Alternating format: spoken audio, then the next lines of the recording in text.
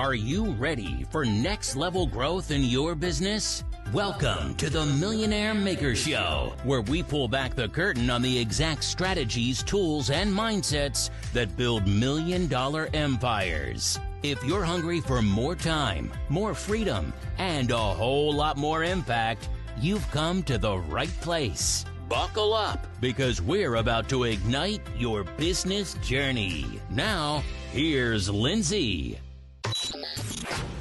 Hey everybody, welcome to this episode of the Millionaire Maker Show. I'm your host, Lindsay Anderson, and today I'm so excited to interview my guest, Mr. Darryll Stinson. He is the co-founder of Seeding Greatness, a movement of leaders restoring the planet and helping humanity heal through their stories and transformational services.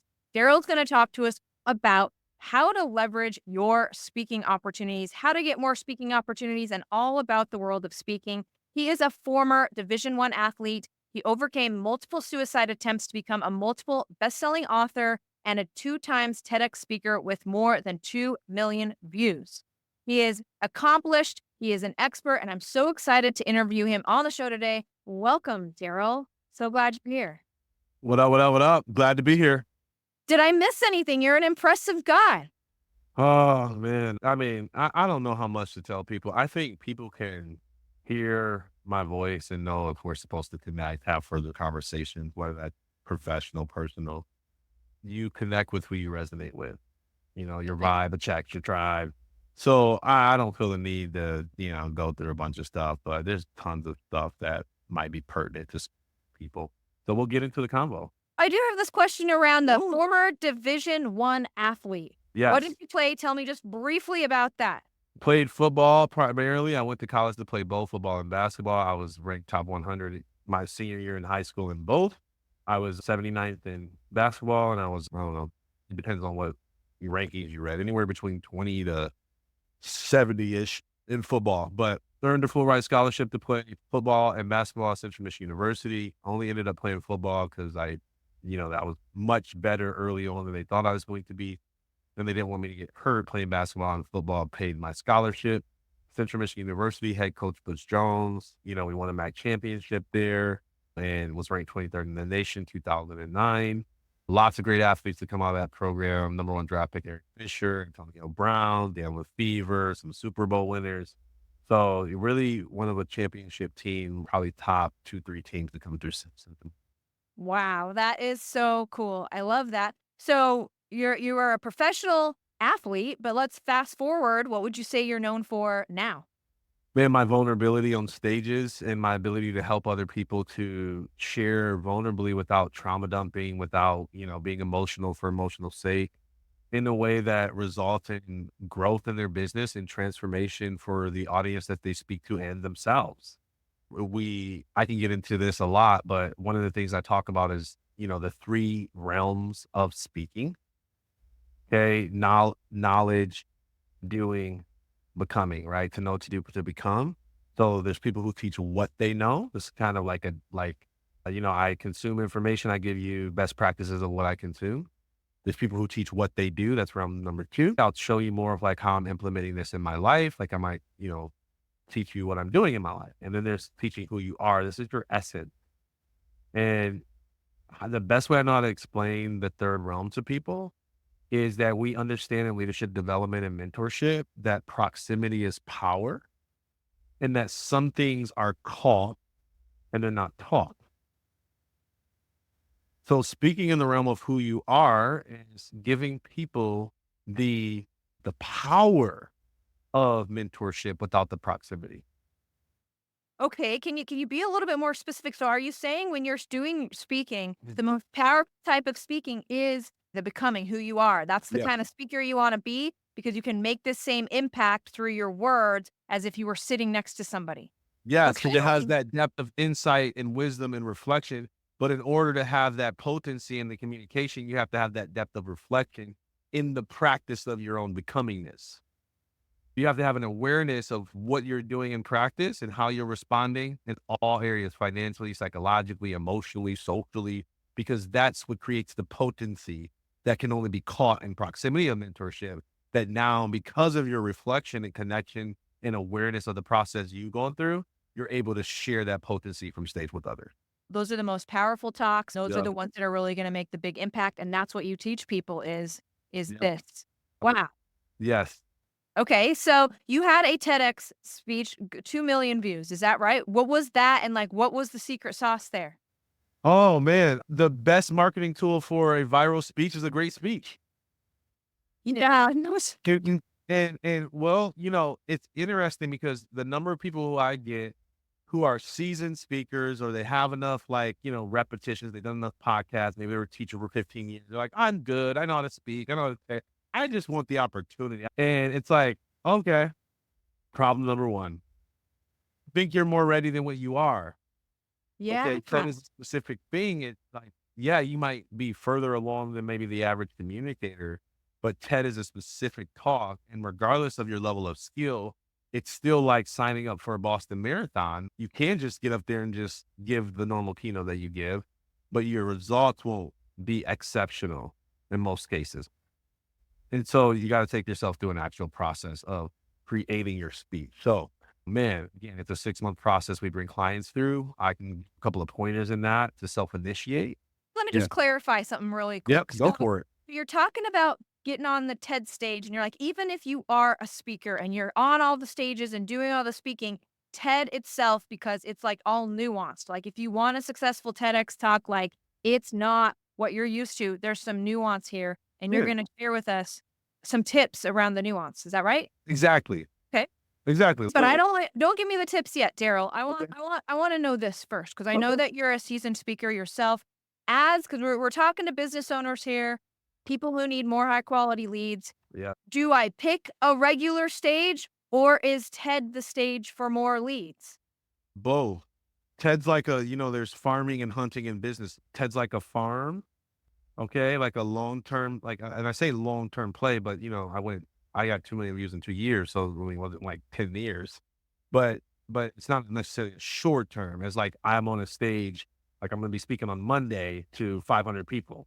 Right. So I can generate profits and cash flow and leads and connections and referrals way faster from doing a talk like that than I would doing a TED talk. Okay. But my TED talk's been out for 4 years and it brings me gigs almost every month. Right. And it's an old version of myself. So can't even imagine if a new version of myself was actually on display. Right. I don't even want to know how many times you have a new version of yourself, Darryll. You seem like you're always creating. Yeah. Yeah. Okay. And then there is this idea that the TEDx, because there is a brand and there is some authority and notoriety there, that also helps. Or no? It does. It really does. I don't teach that a lot because it's cheap to me. Because I know people who are like, oh, I just want to do a TED talk. I'm going to put the logo on my website. Yeah. One sheet. I call myself a TEDx speaker, but the talk is trash. Yeah. I want you to be an expert before you hit the stage, and then we TEDify your idea. I don't want you to have the stage define and make you the expert. I love that. I love Yes. that. And it would just be like a throwaway TED talk at that point anyway, right?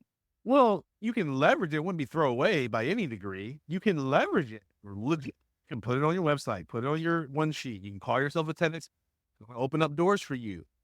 But it's not going to have as much traction, and it's going to lack a substance because you lack putting substance into it. It's like you microwaved it instead of crock pot. Give us 3 tips, like 3 things going into a TED talk. What do we need to know, Darryll? Okay, going into the TED talk, thing number 1. All right. Value ideas over speeches. And I'm doing air quotes. Okay. Speeches, quote unquote. Okay. Again, TEDx is about ideas worth spreading, not about speeches worth giving. We're not doing a traditional keynote where there's an intro, 3 points, and a conclusion. We're unpacking a central idea. So tip number 1 is before you apply, get your idea to a sentence or less. Simon Sinek. Great. People buy why you do it, not what you do. 1 sentence. Okay. Brene Brown, vulnerability is a strength, not a weakness. Okay.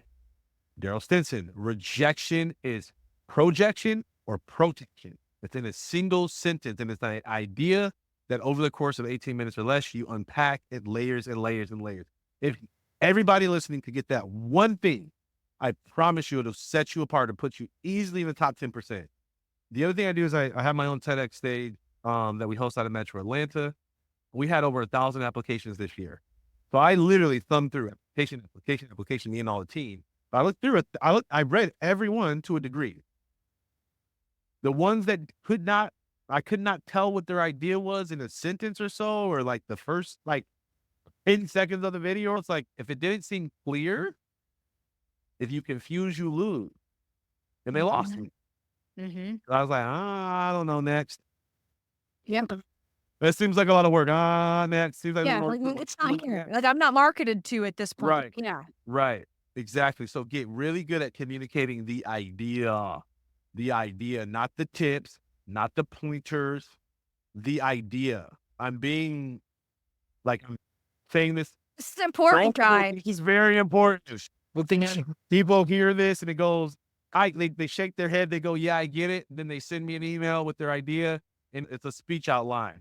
Yeah, it's not a sentence. It's not an idea. Yeah. It's like how to change your life. I'm like, okay, it's not an idea. So that's tip number one. Okay. Idea, one sentence or less. Tip number two is make that idea a new idea or a fresh take on an old idea. So sometimes people can get into an idea, but it sounds like something that everybody else is saying. Leadership is influence. Gotta have a unique idea here. Otherwise, it's not an idea worth sharing. There's this fun game that I have behind me. It's right behind me. You can see it on my camera. Disrupt this. This is fun game. You get you pull these cards and this is these objects, and then you can have these prompts of what you want to do with these pictures or objects that are on the card. One of the card is you can disrupt it. It's you can take a stove and a hanger and go, hey, you can make these things anything that you want them to be, disrupt it. And it's just, it's a game to inspire creativity and get your mind thinking in a different way. So I can say, okay, fine. I'm going to put that hanger on the stove, and that hanger is actually going to be iron and steel, and the stove's going to be mushy, lightweight, so that it's a weapon. You can just disrupt it, make it something completely not what it is. Right. I would do that with your same old topic. I would go, okay, leadership is influence. How do I disrupt it? How do I make it? How do I turn it, twist it, say it in a different way?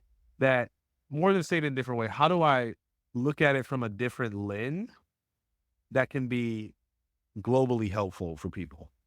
Okay, I like that. All right. All right. So you could say on its basic sense, my talk was about resilience. You could say that. But I spun it and looked at it through the lens of rejection and being resilient through rejection, and then made my talk about overcoming with. Yes, and protection also was in there. And I thought, protection. it's one or the other. But you again, sum I'm all talking that about up, and I'm ready concept. to listen. Yeah. Exactly. So people got to kind of play that, and it's good to have a real analytical person be devil's advocate, and that would be tip number 3. Okay. So tip number 1, one sentence or less, singular idea. TEDx is about ideas worth spreading, not speeches worth giving. Do not send me your speech outline. Send me a central idea in one sentence or less that you can unpack. Number 2, communicate it as a new idea or a fresh take on an old idea. Number 3, get an analytical person that can tell you when you're breathtaking. That will tell you that you just said leadership is influence and then try to change it to leadership is aggregated influence. Right. You didn't actually change it. You're saying the same thing. You're not saying anything different. I've heard this 100 times before. You're not even saying it in a new way. And most people, especially high level people, sometimes people, they don't recognize the blind spot that people are so inspired by them that they're not. Can you unpack that just a little bit more? I call it the courtesy clap. Okay. A courtesy clap. So for years I was in the industry and I was speaking because I was former athlete, I was, always carried a good present. I would go, I would speak, I would do a bad job. And people would say, oh, thank you. Awesome. Oh, that was amazing. You did great. Some people even lied to me and said, oh, that's exactly what I needed to hear. But you know how I could tell that they How? were lying? I asked the question. I said, "Oh, really? What was it?" And you know, they say, oh, yeah, they quoted the other guy. What was really going on, if I was honest with myself, was that I didn't actually make an impact in their life, and they felt awkward, and they didn't know how to handle the cognitive dissonance between who they saw me to be and how I showed up when I spoke. And they didn't want to tell me that, hey, I'm actually weak. And because they didn't Right. want to say that to me, they told me that it was awesome. So was Courtesy so call. like was this like a like how long did I'm gonna use the Oh, word struggle, two, but 3 like years. recognized this that people are saying stuff to you that it's not Lindsay, landing. you conferences? Do you go Yeah, to of course I conferences? do, Daryl. Of course I do. Okay. Can we have an honest conversation right now for a second? Let's do it. All right. The last conference you went to, I mean, ballpark, how many speakers were there? The last a lot, like 20? Okay, 20. Okay. Out of the 20 speakers, Lindsay, was there any of them that got up there, spoke for 30 minutes to an hour, dry, or salesy, Yeah. telling stories, they were their own entertainment? Yes. And at Yeah. the end of their presentation, people said, Yeah. Yeah. All of you. courtesy clap. Yeah, but you noticed this, it sounds like, and you're like, I don't want that. Like, I want people to like, what, like, explain that middle part for me where you're realizing you're getting the courtesy clap, but you want to be showing up in a more authentic way. Has anyone ever, like, if you were honest with yourself right now on the phone, has anyone ever told you you did a great job when you know you did a good job? Yeah. Yeah. Yeah. You know, We always feel it. It's just scary to actually face admit it. it. And now you have me admitting it on this show, Daryl. I don't know I about you. know. I don't know We about don't you. want to admit it because it's like, dang, ooh. Yeah. I know. Hey, I just watched one of my film, like the full length film from my I did like 2 weeks ago. I was mad. I was so mad. I was like, oh my God, this is bad. And again, I'm an own worst critic, right? So, Right. but also, I'm also willing to be self honest because that's how we grow. Because, everyone says this, Lindsay. This is kind of pull a heartstring a bit. Everyone says that it's all about the audience. It's all about who you're reaching. Hey, like you want to impact lives, like grow your business. It's all about people. It's about helping people, serving others. We all say that. And to me, if we're really serious about helping other people and we're out here, we're speaking, we're on podcasts and we're doing that as vocal leaders, we have to have a level of self-honesty to our craft to assess the true impact of our work. Amen. I like the way you worded that. I agree. We I agree. do. So what made you address that, face that? It was that yearning in my heart. I felt that there was people that I could reach that I wasn't reaching. I was unfulfilled by someone that told me that I did an amazing job, but they couldn't clearly articulate how they were going to apply what they heard into their life. That wasn't okay with me. I wanted to see their life change, not just them have an emotional experience. You're like, I'm taking this as you mentioned, a vocal leader, this role seriously. My role is to help people improve their lives. And if they're not doing that, I'm not being as good as I can be.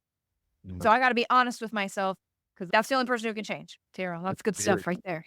Yeah, it I want to circle back on what you said earlier, which is my specialty is social media and showing up on social media as a business owner, not an influencer, and making sales on social media. And a lot of times people show up too vulnerably because of the stuff you said earlier in the interview, which is they share too much emotions and they're trauma dumping because I think with the likes and they get all this kind of stuff. Can you speak to that?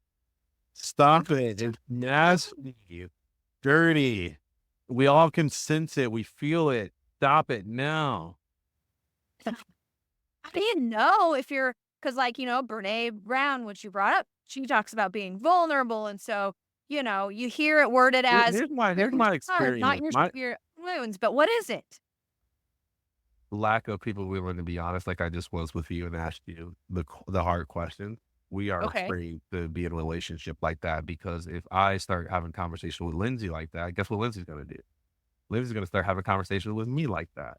And that's really what people are afraid of, not of what they have to say to other people, but what people will hold them accountable to if they say what they really want to say to them. I just feel like it takes like everyone that I know that has gone overboard with the trauma sharing or from emotion's sake, they had to have a come to Jesus moment. Like it had to be, hey man, can I talk to you for a second? You just showing up and you'll kind of pimp out your story and you're not actually telling people how to get out of the pain. You're just kind of sharing and being in victim mode. Is that really how you want to show up? Or talk to me? And just be honest. It's like, again, you got to have people around you who love you enough to tell you when your breath stinks. And I'm That's telling you, true. like, sometimes, especially as a leader, you actually have to ask specific questions from people to get specific answers. So how I found out that people were giving me courtesy clap is I asked specific questions. And so Ones you gotta ask. that you're willing to sit back and hear the answer. Like you I was like, said, "Tell me one thing I said." yeah. And they were Well, like, tell me about it. What do you impact? Tell me about that. Oh, why did that resonate? Why was that significant to you? There was like no reflection on that. It was just like, oh, I don't know what else to say. I think people should stop clapping when people do a terrible job. I think they should not clap. But the speakers can stop walking away and settling for the applause of other people. Really? I'm so serious because a lot of speaking. I do a lot of entrepreneurship, growing your business with speaking, but I also do a lot of mental health and advocacy as a suicide survivor. And so for me, like, I'm not going to walk away and everyone like, that's amazing. And then somebody goes and commits suicide. right. I'm going to try to save anybody that I can if they have an opportunity to hear my voice. And so I have to be like, hey, really, like, legit, do you feel good? What's your next step? Like, do you know why you committed to the step before and haven't actually done it? Like, okay, cool. Now you're on the path of transformation. Yeah. Yeah.